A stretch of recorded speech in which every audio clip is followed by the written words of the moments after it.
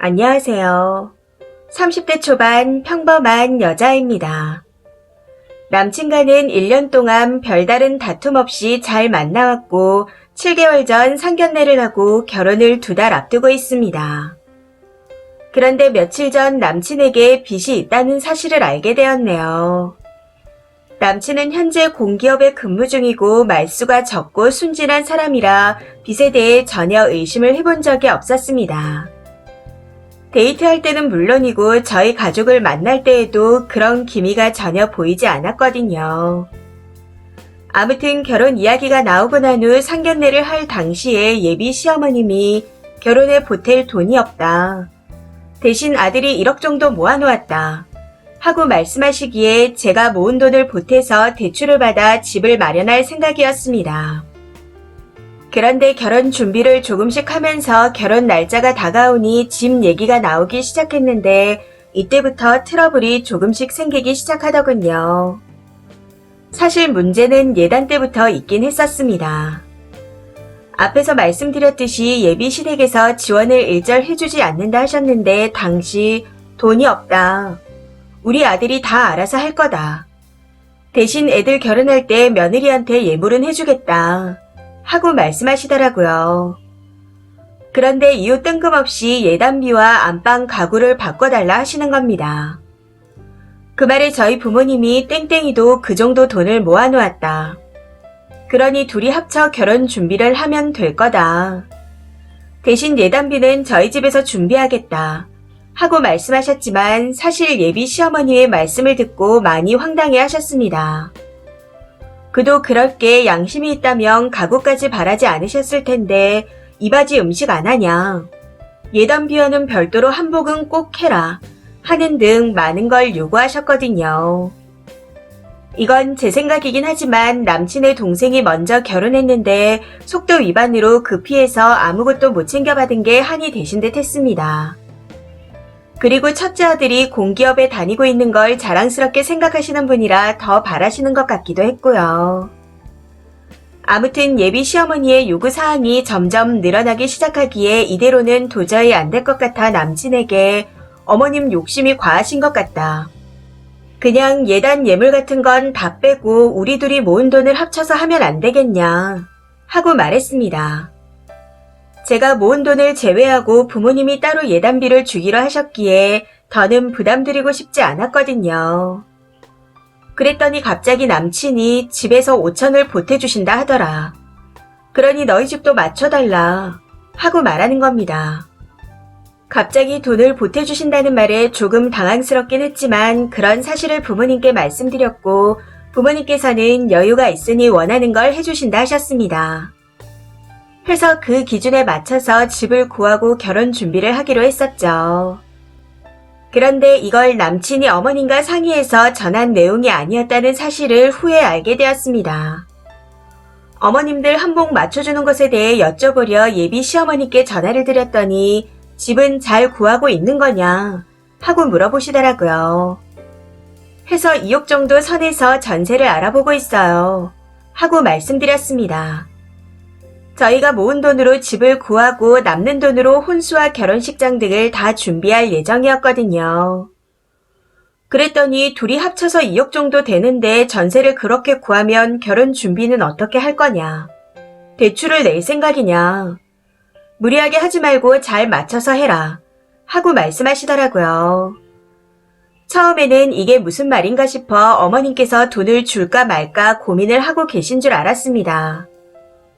전에 남친이 5천을 보태주신다는 걸 말했을 때 어머님께서 저한테 말하지 말라고 하셨다는 걸 들었거든요.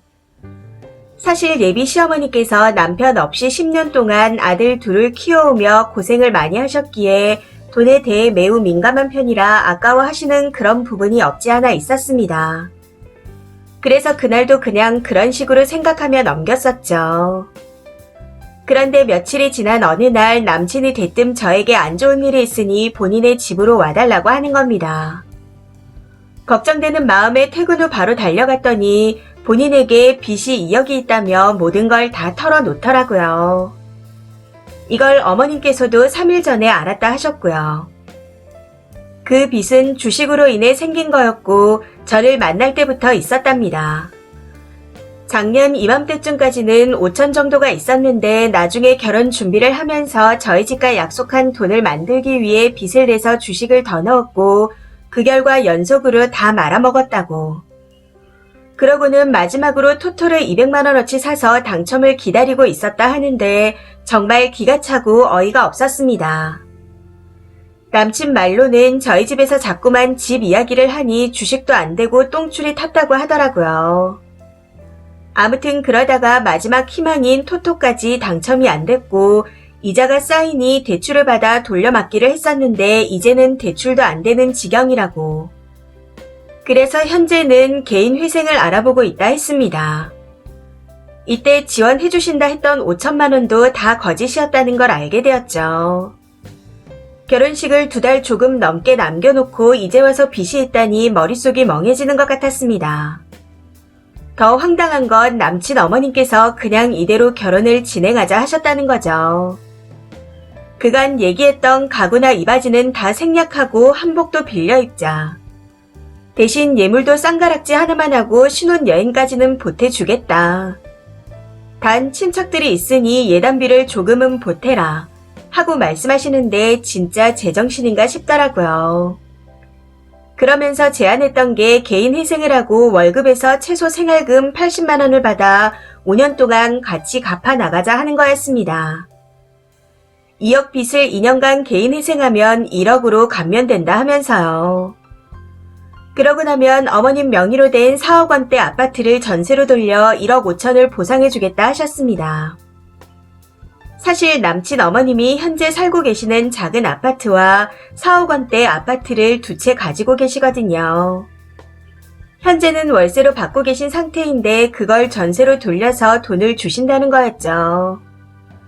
전에 그 아파트는 본인의 노후 대책이니 넘볼 생각도 하지 마라 하신 적이 있었는데 결국 자식이 빚을 지니 안 주려던 아파트를 주실 생각까지 하신 것 같았습니다. 대충 정리를 하자면 5년 동안 남친의 월급을 80만 원만 받으며 살다가 빚을 다 갚고 나면 아파트를 전세로 돌려 돈을 주신다는 거였습니다. 그래서 애초에 아파트를 팔아서 다 갚으면 안 되냐 했더니 계약 기간 만기가 아직 멀었고 그렇게 되면 재산이 안 남는다며 개인 회생으로 알아봤다 하시더라고요. 5년간 그렇게 살면 1억 5천이 생기는 거고 한 번에 다 갚으면 아무 재산이 없는 거라고. 사실 처음 이 말을 들었을 때까지만 해도 정말 말도 안 되는 소리라고 생각했습니다. 2억 빚에 대한 얘기를 듣고 나니 당황스럽고 그동안 우리 집을 무시한 건가?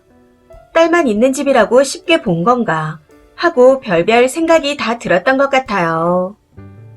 그런데 지금은 현실 구분이 안 될 만큼 정이 들었는지 그냥 정신이 멍할 뿐이네요. 그래도 그동안은 남친 정도면 시어머니가 이상하더라도 나만 잘하면 괜찮을 거라 생각했습니다. 그런데 이런 일이 생기니 어떻게 해야 할지 모르겠네요. 그날 이후 며칠을 고민 끝에 결국 남친에게 그 집을 팔던지 해서 빚을 다 정리하고 난 후 결혼하자 했습니다. 제 말에 남친도 어머님을 설득해보겠다 말했었는데 이제는 저희 집에서 반대를 하시네요. 나이 32살에 2억 빚을 진다는 건 도박을 했다는 거고 도박은 또 안 한다는 보장이 없다. 네가 뭐가 모자라서 빚을 갚으며 살아야 하냐. 설사 그 빚을 모두 다 갚는다고 해도 후에 남자 엄마가 1억 5천을 줄 것 같냐 하시며 반대를 하고 계십니다. 이런 상황에서 이러지도 저러지도 못하고 있는 상태인데 정말 이 일을 어떻게 하면 좋을까요? 추가입니다. 오늘 남친과 다시 한번 이야기를 해봤습니다. 남친은 너랑 잘 살아보고 싶어 주식에 더 손을 댄 거였다. 방법이 잘못된 건 알지만 절약해서 사는 너를 보며 돈을 만들어 당당해지고 싶었다. 하고 말하더라고요. 그러면서 일은 이미 터진 거라 어떻게 할 수 없다. 그러니 내 월급에서 나오는 80만 원과 네가 벌어오는 수입으로 살면 안 되겠냐 하는 겁니다. 그래서 제가 그 돈으로 못 산다 했더니 5년만 참으면 목돈이 생기지 않냐. 내가 80만 원 가져오면서 1억 5천이 생기는 거니 딱 5년 동안만 적금 들었다 생각하자. 하며 엄마가 10년 동안 아버지 없이 힘들게 산 아파트를 날리자니 너무 아깝다며 제 생각을 바꾸라고 하는 겁니다. 그래서 애는 안 낳을 거냐 하고 다시 한번 물었습니다. 그랬더니 부양가족이 추가되면 생계 유지비가 130 정도로 오른다고 하는데 이건 지금 생각해도 정말 한숨이 나오네요. 아무튼 결론은 서로 사랑하고 있고 본인의 어머님도 양보를 하셨으니 저도 양보를 해줄 거라 생각했다는 겁니다. 본인이 제인이라 할 말은 없지만 다시 한번 생각해보라는데 저희 집에서는 이미 파혼하자고 말을 꺼낸 상태입니다. 여기서 한 가지 더 추가하자면 여러 가지 고민을 하다가 남자가 직장에서 신용불량으로 불이익을 받을까 싶어 아파트를 처분할 생각도 하고 계신다네요. 남친은 저희 집에서 파혼하자는 말이 나오고 난 후부터 저한테 마음을 다잡으라는 말뿐입니다. 저는 지금 돌아버릴 것 같은데 말이죠. 후기입니다. 많은 분들의 관심 너무 감사합니다. 물론 부모님 말씀대로 이 결혼은 아니라는 걸 알고 있었지만 너무 속상하고 당황스러운 마음에 글을 쓴 거였습니다. 댓글에도 있었지만 저도 아닌 걸 알면서도 현실을 인지하지 못하겠더라고요. 2억이 뭔지, 주식이 뭔지, 사람 개념이 뭔지. 그냥 눈이 멀어서 모르는 척 했던 것 같습니다. 사실 저는 토토가 뭔지도 모르는 사람이었습니다. 그래서 그게 도박이라는 생각조차 못했고 똥줄이 타서 토토를 했다는 말에 내가 얼마나 쪼았으면 그랬을까, 얼마나 힘들었을까 이런 생각만 했던 것 같습니다. 지금 생각해보면 참 바보 같은 생각이었죠. 이번 일을 계기로 그 남자에게 있어 제가 소중한 사람이 아니었다는 것도 알게 되었네요. 남친은 5년 동안 80만 원이라고 말하면 제가 그냥 넘어가고 같이 살아줄 줄 알았답니다. 상황이 안 좋지만 저만 이해한다면 어머님의 재산을 남기고 싶었다네요.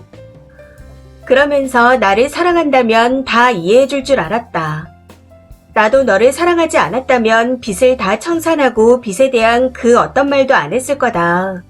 하고 말하는데 이게 도대체 무슨 말인지 지금 생각해봐도 잘 모르겠습니다.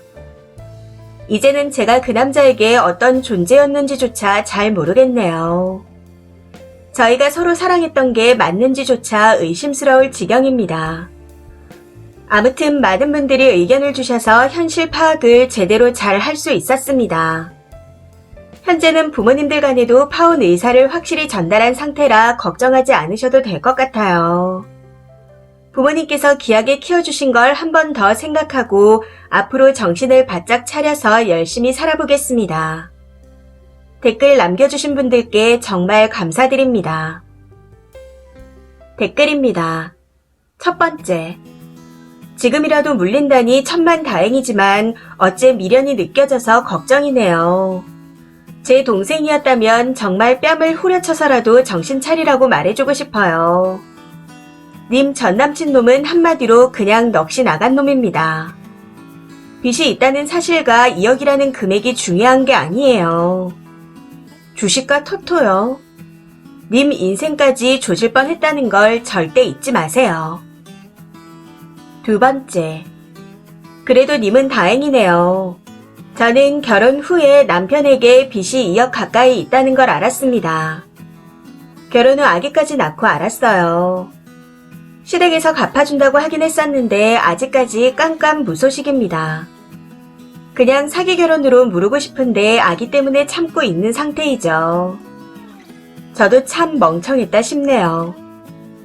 글쓰님 생각 잘하셨습니다.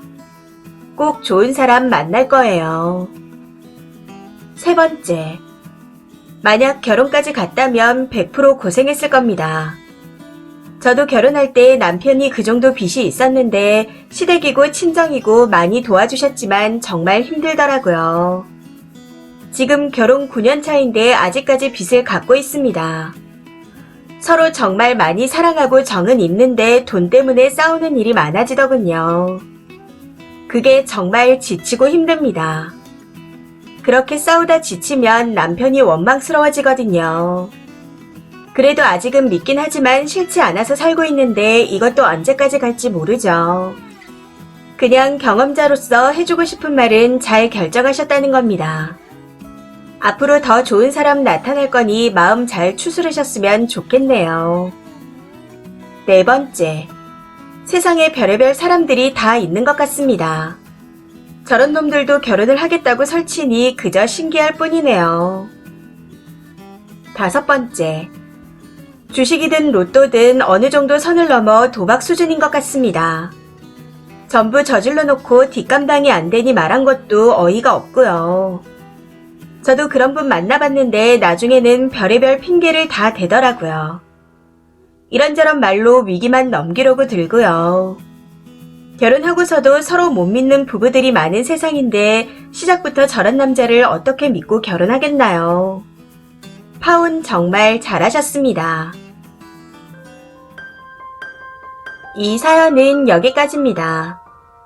시청해주셔서 감사합니다.